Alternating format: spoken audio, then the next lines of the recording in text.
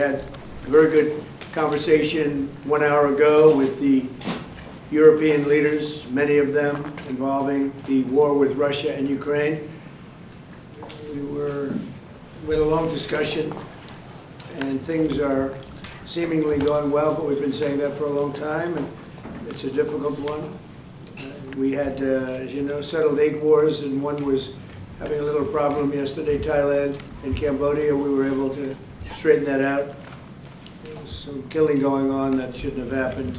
We appreciate them working to get it straightened out, and they have. The security protocols yesterday were amazing, and they have been amazing, having to do with Russia and Ukraine. And I had a long talk with President Zelenskyy. Also, I spoke with the heads of Germany, Italy, NATO, Finland, France, United Kingdom, Poland, Norway, Denmark, and the Netherlands. We had very long and very good talks. And again, I think things are going along pretty well. 27,000 soldiers were killed last month. Shouldn't happen. Should have never happened. Should have never started. That war should have never ever started. But it did, and we're trying to get it solved. That was Biden's situation. We're trying to get it done. And I think we're closer now, and they will tell you that they're closer now. We had numerous conversations with President Putin of Russia, and I think we're closer now than we have been ever. And we'll see what we can do. We want to save a lot of lives. We sell equipment to NATO. We don't spend any money, but we do want to see if we can save a lot of lives. When you're losing 25,000 to 30,000 soldiers, mostly soldiers, other people too, from towns, and like places like Kiev, various other places throughout Ukraine, it's pretty bad. Nobody's seen anything like it, actually, since World War II. But we're getting closer. We're having tremendous support from European leaders. They want to get it ended also. And at this moment, Russia wants to get it ended. The problem is they'll want to get it ended, and then all of a sudden they won't. And Ukraine will want to get it ended, and all of a sudden they won't. So we have to get them on the same page. But I think that's working along. Very good talk. Is it true that the reports that you rebuked the Israeli Prime Minister? Please. Are the reports that you rebuked the Israeli Prime Minister for the hit on the Hamas general true? And is Israel undermining your efforts to be a peacemaker? No, Israel and I have gotten along very well.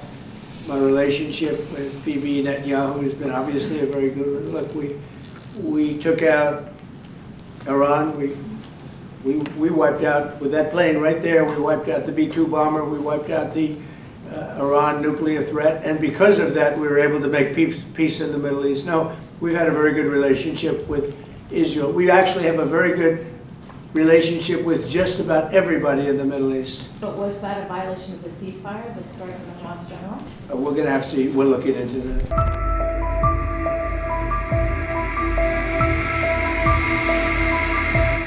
Ukrainian President Volodymyr Zelenskyy said he is ready to make a major concession in the search for peace, but not at the cost of Ukraine's territory. Dear Ukrainians, we are now preparing for meetings with the American side and our European friends in the coming days. Berlin.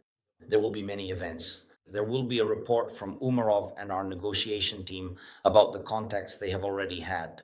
General Hanatov and representatives of the Ukrainian defense and security sector will be working on the details of security guarantees for Ukraine, for Ukrainians.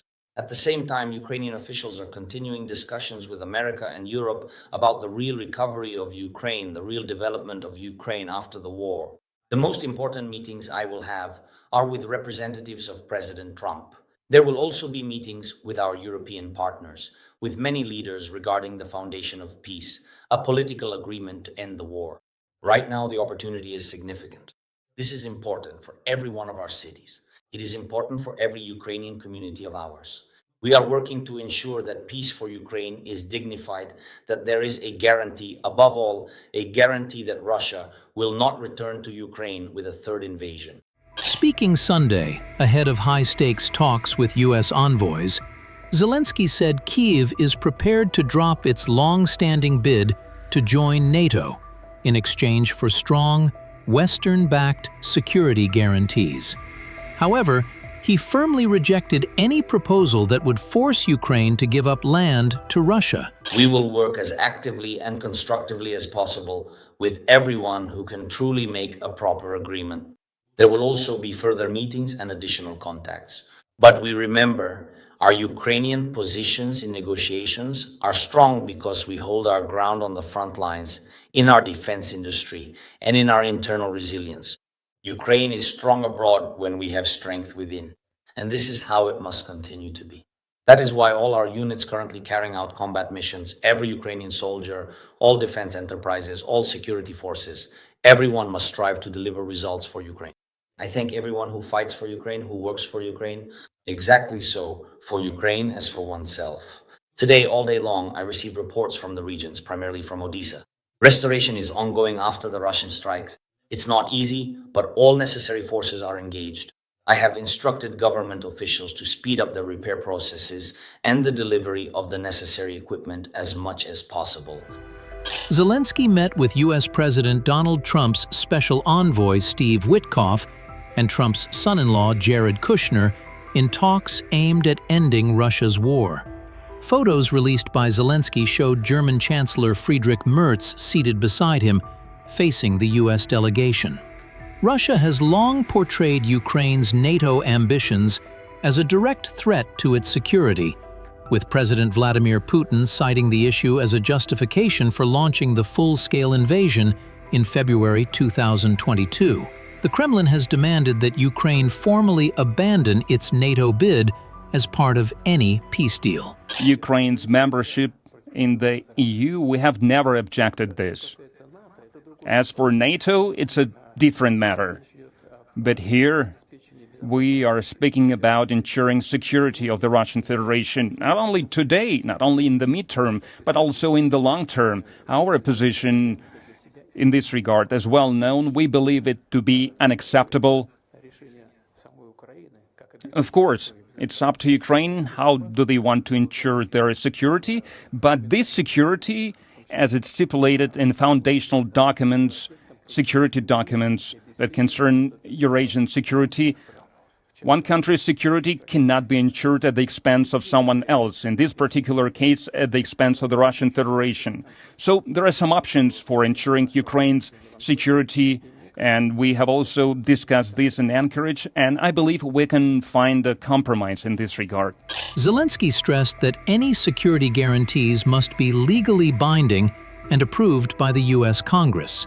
He said he was awaiting updates following talks between Ukrainian and American military officials in Stuttgart, Germany. Ukrainian military personnel and civilians must return home from Russian captivity. Work must be significantly intensified on all fronts with all partners. I want to thank everyone who is helping us. After more than 5 hours of discussions, the U.S. government said on social media that a lot of progress was made, but major obstacles remain. Washington has been attempting to balance the demands of both sides as President Trump pushes for a swift end to the war. I thought that we were very close with Russia to having a deal.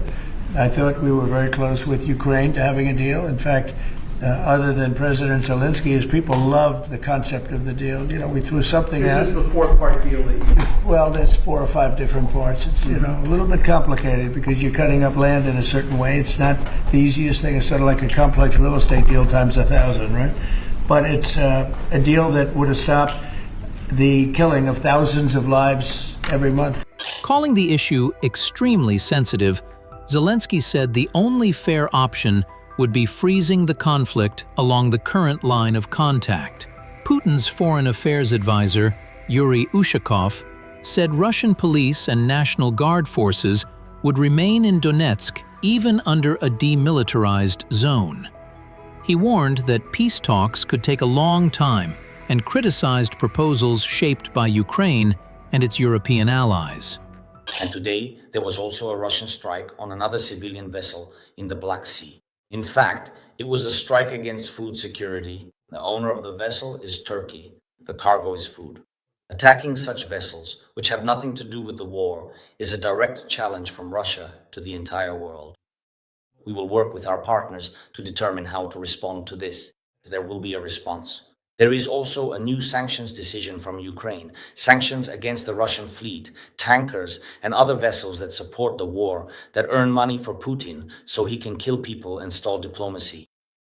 These sanctions will definitely be extended to other jurisdictions as well. We have reached agreements on this with our partners. One more thing. An important step was secured today by the main intelligence directorate. 5 Ukrainians were returned from Belarus. These are our civilian citizens, and together with them, Belarusian political prisoners who were released thanks to agreements with America are now also in Ukraine. Among them are Maria Kolesnikova, Viktor Babariko, and others. I spoke with Maria today. I'm glad that these people are finally free. I also spoke several times with General Budanov during the course of the operation. Now it is important to achieve results in the Russian direction, so that exchanges of our people, our prisoners, can resume.